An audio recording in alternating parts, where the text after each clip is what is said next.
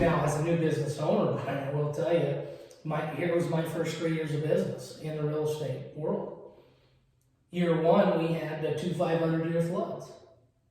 Highly affected our market. I mean, these little towns, some of those properties there, Yep. properties here in Kearney getting Which would have been 2019. would have been 2019. Yeah. And so, second year was COVID. Mm-hmm. So we had to deal with that pandemic. And now this year, we're facing an inventory shortage. Mm-hmm. And that's very hard on my residential agents right now. The demand is there, but when you have all this competition for that single house that hasn't shown up for 2 weeks, it's like vultures. It's going. You got to really, we've had to be very dynamic and figure out negotiations a little bit.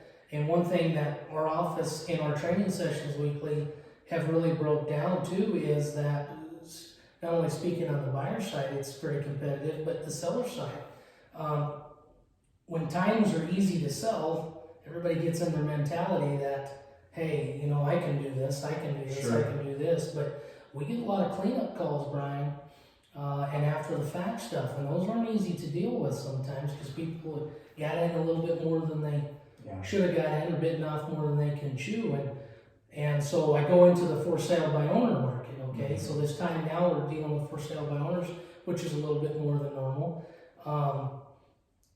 But there's going to be consequences. I don't know what they're going to be. I don't have the crystal ball. Like, you know, nothing's going to change until we get this inventory problem figured out. Yeah. That's going to take years, to be honest with you.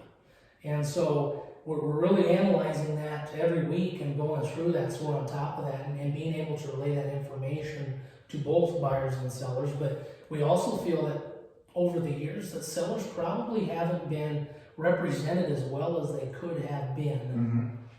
Which stems to the for sale by owner problem.